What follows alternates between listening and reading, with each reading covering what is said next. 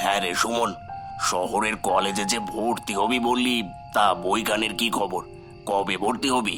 বাবা, আমি খুব টেনশনে থাকি। আমার তোমাদের ছেড়ে শহরে যেতে মন চায় না বাবা। মা, বোঝাও না বাবাকে, আমি আর পড়াশোনা করব না। এমন কথা মুখে আনতে নেই বাবা। তুই পড়ালেখা করবি, তবেই তো মানুষের মতন মানুষ হবি। আচ্ছা মা, আমি যাব, কিন্তু তোমরা এত অসুস্থ, তোমাদের ছেড়ে এখন তো কোথাও যাচ্ছি না। সুস্থ হও, তারপর ভেবে দেখা যাবে মা। আচ্ছা, এই তো আমার লক্ষ্মী ছেলে, এখন খেয়ে নে বাবা। হ্যাঁ, সে একদম আমার ভালো ছেলে। মা, বাবা, আমি তাহলে আসি এখন। হ্যাঁ বাবা, সাবধানে থাকিস, ঠিক মতো খাওয়া দাওয়া, পড়াশোনা করিস, আর যোগাযোগ রাখিস আমাদের সাথে। রাখবো তো মা, এইখানে তো তেমন নেটওয়ার্ক পায় না, তোমরা চিঠি লিখো আমায়। হ্যাঁ বাবা, লিখবো। আর চল, আমি তোকে রেল স্টেশন পর্যন্ত এগিয়ে দিয়ে আসি। হ্যাঁ বাবা, চলো। বাবা, তুমি এবার সাবধানে বাড়ি যাও, আর ঠিকমতো ওষুধ খেও, মায়ের দিকে খেয়াল রেখো, আর নিজের দিকেও, আর চিঠি দিও কিন্তু। আচ্ছা বাবা, আর তুইও নিজের যত্ন নিস, আর পৌঁছে জানাবার চেষ্টা করিস। আচ্ছা বাবা।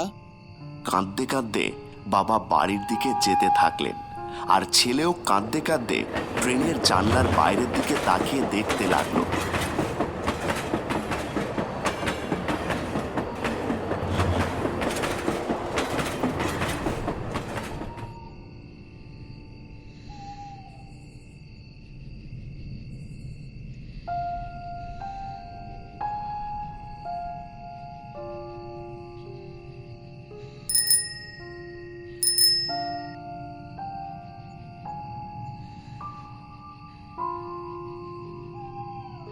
সুমন তার কলেজের হোস্টেলে এসে বাড়ি থেকে আনা সব জিনিসপত্র গোছাতে লাগে, আর নিজের মা বাবাকে মনে করে কাঁদতে থাকে। এইবার হঠাৎ দরজায় ক্যাঁচ ক্যাঁচ শব্দ শুনে কে ওখানে? তারপর আস্তে আস্তে পা টিপে টিপে হোস্টেল ম্যানেজার সুমনের রুমে আসে। নতুন আসা হয়েছে বুঝি? হ্যাঁ, আপনি তো এইখানের ম্যানেজার, তাই না? হ্যাঁ রে বাবা, তাই তো আমি বুঝি, সবই বুঝি। এখানে তোর কম দিন হলো না। তো আপনার এখানে আর কেউ নেই? না বাবা, তোমরাই তো আমার সন্তানের মতো। এখানেই নিজের জীবন সঁপে দিয়েছি, তাই আর বিয়েও করিনি। আমার আর চারকুলে কেউ নেই বাবা। তা এইখানে যখন কেউ থাকে না, তখন আপনার ভয় লাগে না? ভয়? কিসের ভয় বাবা? জানো বাবা, আমার মা বাবা রোজ আমার সাথে দেখা করতে আসেন। এই যে আপনি বললেন আপনার চার কুলে কেউ নেই, তো আপনার বাবা মা এখনো আছে? মা বাবা কখনো মরে নাকি রে পাগল? তারা অনেক দূরে থাকলেও, এমনকি ওই আকাশেও যদি থাকে, তাও আমাদের কাছাকাছি থাকে। এই বলে ম্যানেজার চলে যায়, আর সুমন একটা দীর্ঘশ্বাস ফেলে হালকা করে হাসতে থাকে।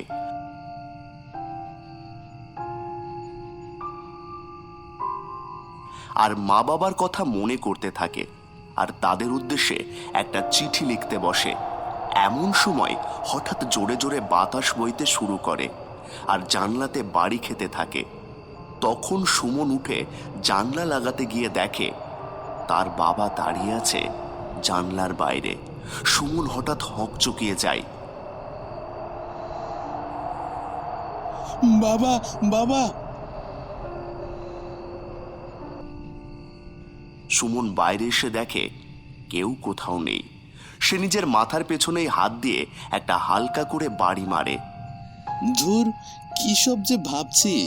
জার্নি করে আর মা বাবার কথা ভাবতে ভাবতে সত্যি হয়তো আমি খুব ক্লান্ত। তারপর ওই ম্যানেজার কাকা এসে কি সব বলে গেলেন, তাতেই আমার মাথাটা উল্টে পাল্টে গেছে। যাই, একটা ঘুম দিলে ঠিক হয়ে যাব আমি। এইসব বলে ঘুমোতে চলে যায় সে। এইভাবে দেখতে দেখতে 1 মাস কেটে গেল। সুমন রোজ জানলার বাইরে এইভাবে বাবাকে দেখতে থাকে, কিন্তু তাদের কথা আর হয় না। কখনো সুমন নিজে নিজেই আপন মনে বাবার সাথে বকবক করে, কখনো কখনো উল্টোপাল্টা ভেবে ভয় পেয়ে নিজের ঘরে গিয়ে চুপটি করে শুয়ে থাকে। কিন্তু নেটওয়ার্কের সমস্যার কারণে সুমনের মা বাবার সাথে যোগাযোগ খুবই কম হয়। আর যোগাযোগ হলেও শুধু কেমন আছো, কি করো, খাওয়া দাওয়া এইটুকুর খোঁজ নেওয়া হয়, তাও চিঠির মাধ্যমে। কখনো সে চিঠি পায়, কখনো সে পায় না। কিন্তু একদিন হঠাৎ রাত্রে, সুমন, আছো বাবা? হ্যাঁ কাকা, বলো। বাবা, তোমার জন্য একটা চিঠি এসেছে। হ্যাঁ, দাও। তোমার গ্রামের থেকে একটা লোক এসেছিল। সে খুব জরুরি তলবে তোমায় ডেকে পাঠিয়েছে। তোমার মা বাবা অনেক অসুস্থ বললো। সবই বুঝলাম কাকা, কিন্তু কাল তো ক্লাসও আছে। আবার এত রাতে আমি ট্রেন পাবো কি করে? শেষ রাতের একটা ট্রেন আসে স্টেশনে, ওটা ধরতে পারো। আচ্ছা কাকা, তবে আমি এখনই বের হচ্ছি। আচ্ছা বাবা, সাবধানে যেও। আসলে অনেক রাত হয়ে গেছে তো। আচ্ছা কাকা।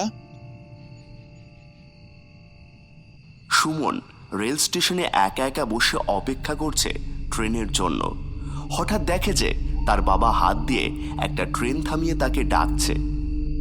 আয় বাবা, আয়, দেখ তোর জন্য ট্রেন থামিয়ে দিয়েছি। আয় আয়, ওঠ বাবা, ওঠ। সুমন অবাক হয়ে তাকিয়ে দেখে যে তার বাবাকে দেখতে ভীষণ বিকট লাগছে। মাথার 2 পাশ দিয়ে রক্ত পড়ছে, আর বিশাল বড় হাত দিয়ে ট্রেনটাকে ধরে রেখেছে তার বাবা। তারপর হঠাৎ, ধুর, কি সব যে ভাবছি আমি। সেই দিন ওই হোস্টেলে কাকার কথাটা শুনে আমার মাথাটা একদম গেছে। উল্টাপাল্টা ভেবেই চলেছি, হয়তো বাসায় গেলে মা বাবাকে দেখলে সব ঠিক হয়ে যাবে। এইসব বলতে বলতে ট্রেন চলে আসলো, আর সে ট্রেনে উঠে পড়ল।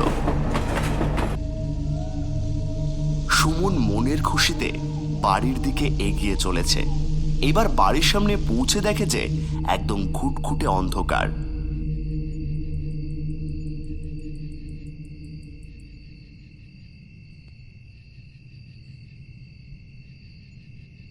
কি ব্যাপার? এই সময় তো এত অন্ধকার থাকার কথা না বাড়িতে। তারপর বাড়ির সামনে ভয়ে ভয়ে পৌঁছে, মা, ও মা, আছো?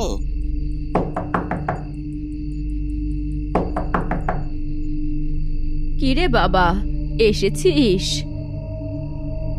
ও মা, তুমি? আমি তো ভয় পেয়ে গেছিলাম, কিন্তু তুমি এখন বাইরে কি করছো, তাও এতটা ঘুমটা দিয়ে? আর বাবা কোথায়? জানো, আজ কদিন বাবাকে এত অনুভব করেছি যে সব জায়গায় বাবাকে দেখেছি শুধু।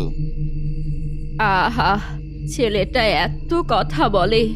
আগে ঘরে চল বাবা, 2টা খা, তারপর বসে গপ্প হবে ক্ষণ। চল তো এইবার। হ্যাঁ মা, চলো। তারপর দরজায় ক্যাঁচ ক্যাঁচ আওয়াজ করে দরজাটা খুলে গেল।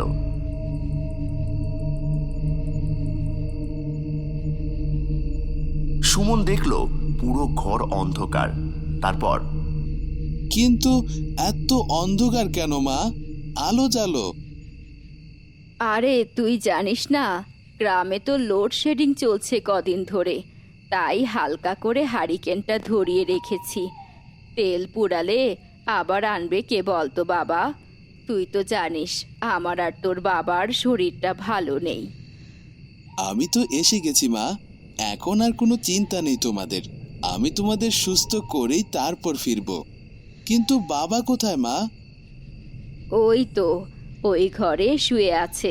তুই আগে খেয়ে নে, তারপর দেখা করিস বাবার সঙ্গে। আচ্ছা, দাও দেখি, খাবার দাও। তোমরা খেয়েছো তো?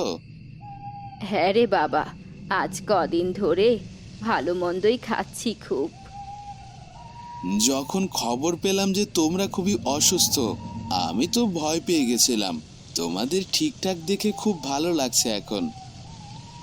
হ্যাঁ রে বাবা, আমরা ঠিক আছি। খেয়ে নে এখন তুই চুপচাপ। হঠাৎ খেতে খেতে সুমন দেখল যে তার মা তার সামনে বসেই হাত বাড়িয়ে গ্লাস আনছে তার জন্য। তারপর মাছের মাথা মাংস এনে দিচ্ছে, জানলাগুলো বাতাসে জোরে জোরে বাড়ি খাচ্ছে। সুমনের মা হাত বাড়িয়ে জানলা বন্ধ করে দিল।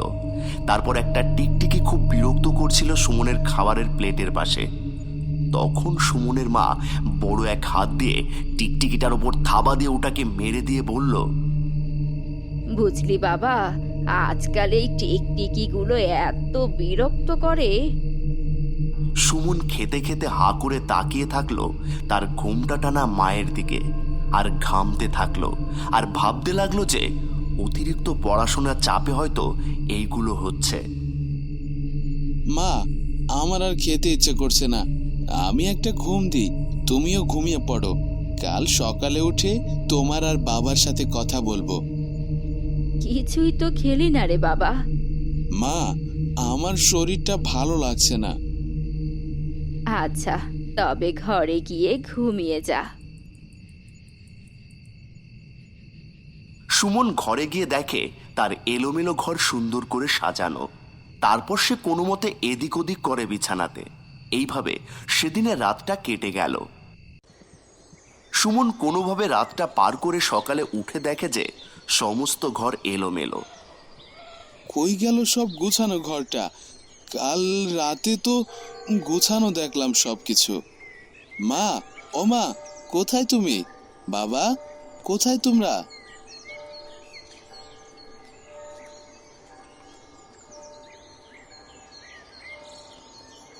তারপর বাড়ি থেকে বেরিয়ে দেখে এক লোক হেঁটে যাচ্ছে তাদের বাড়ির সামনে দিয়ে। তারপর তাকে ডাকে, ও কাকা, আমার মা বাবা কি কোথাও গেছে নাকি? সকাল থেকে দেখছি না। সে কি, তুমি কখন এলে? কিছু জানো না নাকি? না তো কাকা, কি হয়েছে? চলো, আমার সাথে চলো। এই বলে সুমন লোকটার সাথে হাঁটতে থাকে।